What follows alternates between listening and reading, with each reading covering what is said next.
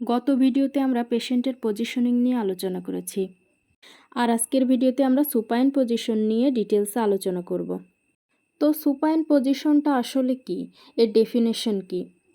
পেশেন্টকে তার স্পাইন বরাবর বেডের সাথে ব্যাক সাইড লাগিয়ে দিয়ে লোকাল ভাষায় বলতে গেলে চিৎ করে ফ্ল্যাট করে শুয়ে দেওয়ার যে পজিশন, এটাকেই বলা হচ্ছে সুপাইন পজিশন। আপনাদের সুবিধার জন্য আমি একটি ছবি অ্যাড করে দিয়েছি এখানে। দেখেন, পেশেন্টের পজিশনটা পুরোপুরিভাবে পেশেন্টের ব্যাক সাইড বেডের সাথে সমান্তরালে ফ্ল্যাটভাবে রয়েছে। এটাকে ফ্ল্যাট পজিশনও বলা হয়। এখন আসি এই পজিশন কেন ইম্পর্টেন্ট এবং মেডিকেলের ক্ষেত্রে ঠিক কোন কোন ক্ষেত্রে এই পজিশন ব্যবহার করা হয়। স্লিপিং, এটা পেশেন্ট বা যে কোনো সুস্থ মানুষের ক্ষেত্রেও একই হবে। অর্থাৎ মানুষ ঘুমাতে চাইলেই সুপাইন পজিশনটা সবথেকে বেশি প্রযোজ্য হয়। এরপর আসতেছে অ্যানেস্থেশিয়া। জেনারেল অ্যানেস্থেশিয়া দেওয়ার ক্ষেত্রে সবথেকে বেশি সুপাইন পজিশন ইউজ করা হয়। আপনারা যারা দেখে থাকবেন জেনারেল অ্যানেস্থেশিয়া দেওয়া, তারা হয়তো জেনে থাকবেন এটি। কয়েকটি সার্জারির ক্ষেত্রে এই পজিশন ব্যবহার করা হয়, যেমন অ্যাবডোমিনাল সার্জারি, যেমন সিজারিয়ান সেকশনের ক্ষেত্রে ব্যবহার করা হয়। তারপর ক্রেনিয়াল সার্জারির ক্ষেত্রে, অর্থাৎ ব্রেনের যে কোনো ধরনের সার্জারির ক্ষেত্রে এই পজিশন ব্যবহার করা হয়। এছাড়াও লাম্বার পাংচার করার পরে পেশেন্টকে সুপাইন পজিশনে রাখা হয়। এখানে আপনারা কনফিউজড হবেন না, কারণ সুপাইন পজিশনে লাম্বার পাংচার করার সময়ে কিন্তু রাখা হয় না, বরং লাম্বার পাংচার করা শেষ হয়ে গেলে তারপরেই রাখা হয়।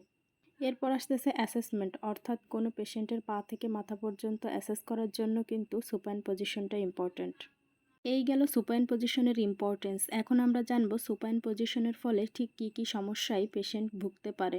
সুপাইন পজিশনের ফলে কিন্তু শরীরের ব্যাক সাইডের উপরে সবথেকে বেশি প্রেশার পড়ে, অর্থাৎ মাথার ব্যাক সাইড, পিঠ, বাটাক এবং পায়ের হিল, এই জায়গাগুলোতে সবথেকে বেশি প্রেশার পড়ে। তো দীর্ঘদিন যাবৎ যদি সুপাইন পজিশনে কোনো পেশেন্টকে রাখা হয়, তাহলে দেখা যায় পেশেন্টের প্রেশার ইনজুরি হয়ে যাওয়ার সম্ভাবনা আছে। এমনকি ইনজুরি থেকে এই জায়গাগুলোতে ইনজুরি থেকে বেডশোর হয়ে যাওয়ার বেডশোর পর্যন্ত হয়ে যেতে পারে।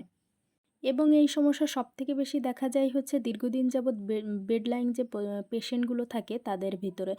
অর্থাৎ দীর্ঘদিন যাবৎ তারা একই পজিশনে যদি তাদেরকে রাখা হয়, তাহলে তাদের এই সমস্যাগুলো হতে পারে। যেমন কোমায় থাকা পেশেন্ট, তারপরে স্ট্রোকের পেশেন্ট, তারপরে প্যারালাইজড পেশেন্ট, এই ধরনের পেশেন্টদের এই সমস্যাটা সবথেকে বেশি দেখা দেয়।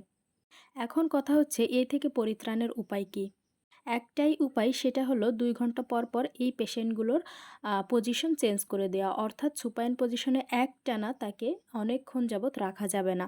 2 ঘন্টা পর পর তার পজিশন চেঞ্জ করে দিতে হবে।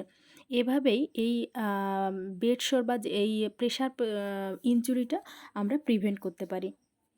আশা করি আজকে যা বুঝিয়েছি সুপাইন পজিশন নিয়ে আপনাদের আর কোনো কনফিউশন নেই। তারপরে যদি এই ব্যাপারে কোনো ধরনের কনফিউশন থাকে, তাহলে আপনারা অবশ্যই কমেন্ট করে জানাতে ভুলবেন না। দেখা হচ্ছে পরবর্তী কোনো ভিডিওতে অন্য কোনো টপিক নিয়ে। আজকের ভিডিওটা এ পর্যন্তই। ততক্ষণ পর্যন্ত ভালো থাকবেন, সুস্থ থাকবেন। আল্লাহ হাফেজ।